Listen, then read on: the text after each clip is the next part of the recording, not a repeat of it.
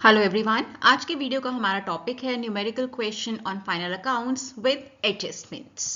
सो हमारे पास ये क्वेश्चन है which says from the following trial balance of Arjun and sons as at 31 December 2023 prepare trading profit and loss account and balance sheet for the company. यहाँ पर हमें ये चीज ध्यान रखनी है that the books are closing on December 31st, 2023. Right, so these are the items that are given to us in the trial balance and we have to prepare the trading profit and loss and balance sheet for the firm from the given items. Trial balance के साथ ही हमें कुछ adjustments भी यहाँ पर given है जिसे हमें ऐड करना है, इंक्लूड करना है अपने सोल्यूशन में while preparing final accounts for the company. Now let's start with the solution. First of all, we will be preparing the trading account for the company, जिसके लिए हमें इस तरह का फॉर्मेट चाहिए. On the debit side, we will have particulars and amount column, जहां पर हम debit side that means expenses record करेंगे. On the credit side, we will have same columns that is particulars and the amount. So trading account include करता है सारे ही direct expenses company के and it is used to calculate the trading profit that means gross profit for the company. So ये सारे items जो include होने चाहिए in the trading account I have highlighted with yellow color here, that is purchases and sales. Purchase expense होता है company के लिए and sales is the income that is coming to the company. Opening stock, purchase returns, carriage inward. Carriage inward means transportation charges that the company pays for getting the goods into the company. Wages and power. So ये सब items आपके include किए जाएंगे in trading account. I have highlighted the same in the yellow color here.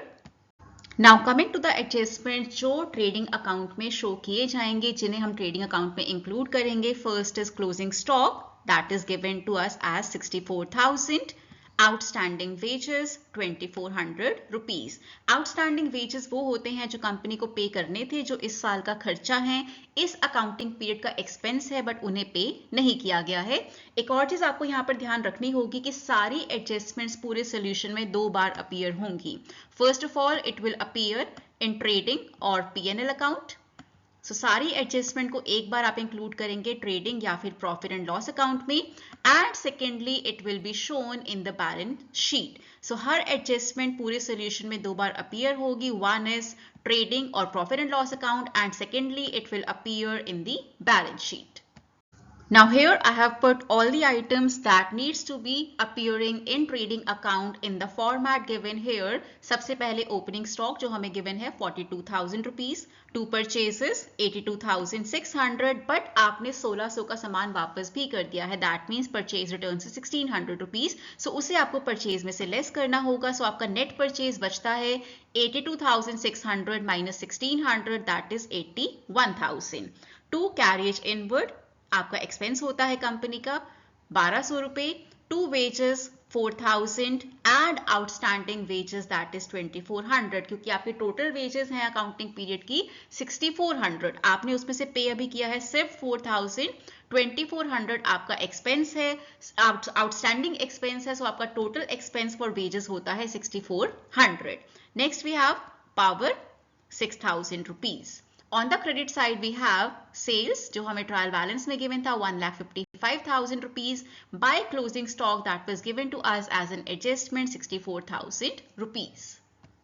Now next step is we will make a total of the credit side. First of all we'll see कि कौन सी side का total ज्यादा है, बिगर total है कौन सी side का debit और credit. यहाँ पर बिगर टोटल है क्रेडिट साइड का that is 2,19,000 rupees, जिसे हम दोनों ही साइड्स पर लिख देंगे 2,19,000 rupees.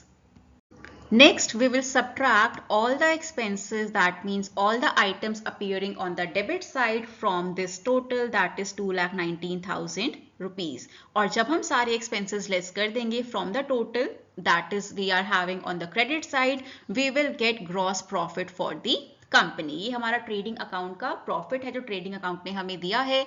बट इन केस आपका डेबिट साइड का टोटल ज्यादा होता फ्रॉम क्रेडिट साइड, उस केस में हमारे पास ग्रॉस लॉस होता जिससे आप क्रेडिट साइड पर दिखाते. बट अभी क्या है, अभी हमारे पास क्रेडिट साइड का टोटल ज्यादा है. We will subtract all the expenses from the total of the credit side. It will give us gross profit that is 82,400 rupees. Next we need to make profit and loss account for the company. उसमें first item होता है gross profit that you have got in the previous account, जो कि था 82,400 rupees. अगर हमारे पास gross loss होता तो हम उसे लिखते on the debit side, but अभी प्रॉफिट है, we are writing it on the credit side. Now coming to the question again, I have highlighted items that will be appearing in profit and loss account with green color here, that is rent, salaries and insurance. So basically आप trading account में आने वाले सारे expenses को छोड़कर बाकी सब expenses PNL account में लिखते हैं, जो कि मेनली होते हैं आपके फाइनेंशियल एक्सपेंसेस, आपके general expenses, office expenses, sales and distribution expenses. That means direct expenses को छोड़कर बाकी सभी एक्सपेंसेस आपके अपीयर करते हैं प्रॉफिट एंड लॉस अकाउंट में। यहाँ पर हमारे पास सिर्फ 3 ऐसे एक्सपेंसेस हैं, that is rent, salaries and insurance. बाकी के सारे आइटम्स जो अभी तक हाईलाइट नहीं किए गए हैं, they will be appearing in the balance sheet. All of the items highlighted here with the green color will also appear, will also be considered in profit and loss account। और उसके बाद ये सभी adjustments एक बार balance sheet में भी appear होंगे, then you will be having a proper treatment of the adjustments given, और तभी आपकी balance sheet tally भी होगी।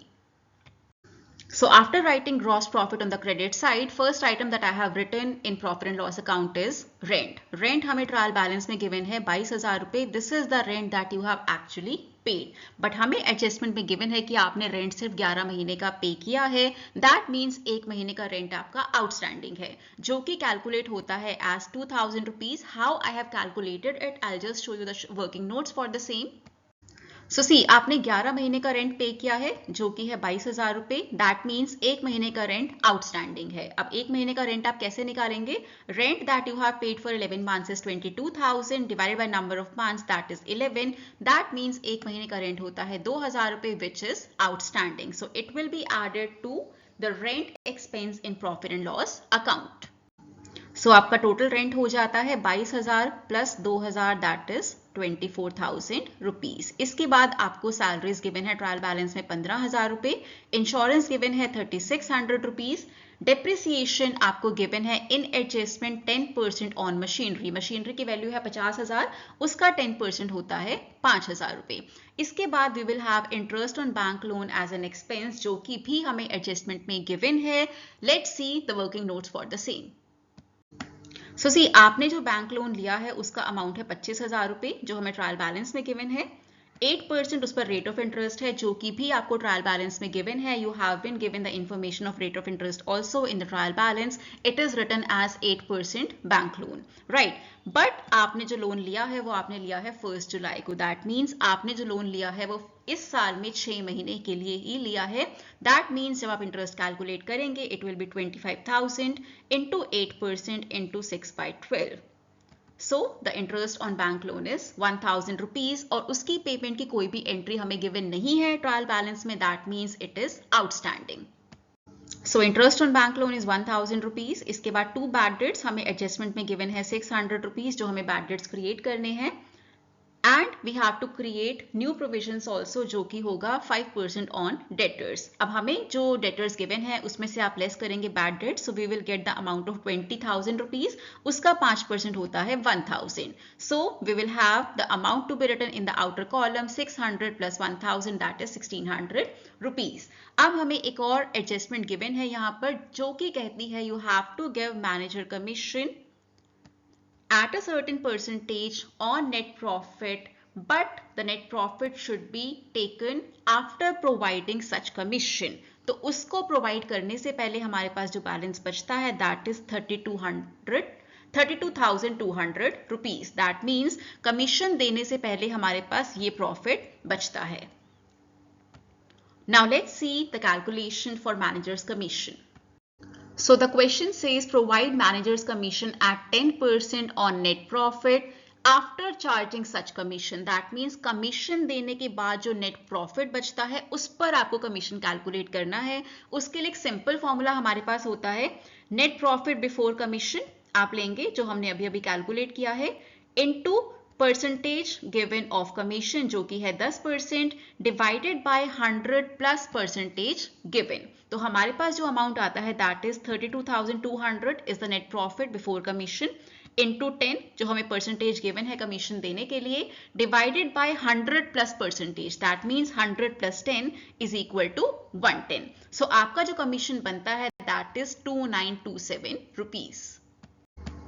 सो आफ्टर प्रोवाइडिंग सच कमीशन आपका नेट प्रॉफिट बचता है 29273 which will be added to the capital in the balance sheet.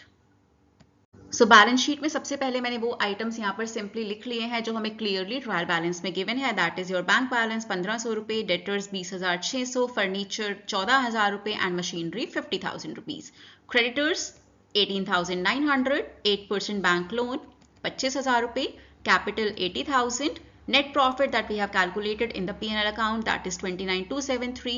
It is to be added to the capital, less drawings that is 18,000. So the capital that is remaining is 91,273.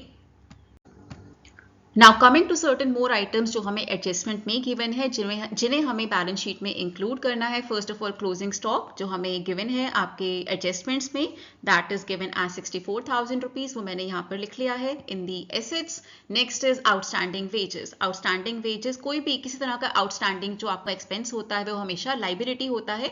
2400 is outstanding wages. Bad debt 600 rupees हम less करेंगे debtors में से, less new provisions 1000 rupees. सो हमारे पास जो debtors बचते हैं, जो debtors हमारा एसेट है, that is only 19,000 rupees. Outstanding rent 2,000 rupees. Loan पर जो आपका इंटरेस्ट आउटस्टैंडिंग है that is 1,000 rupees. Depreciation on machinery 5,000 rupees and manager commission जो हमने नहीं दिया है वो हमें एडजस्टमेंट में गिवन है, ट्रायल बैलेंस में गिवन नहीं है. दैट मीन्स आपने यह कमीशन अभी तक पे नहीं किया है, that is 2927 rupees. Now we have included all the items in the balance sheet and the total of the balance sheet is 1,43,500 on both the sides.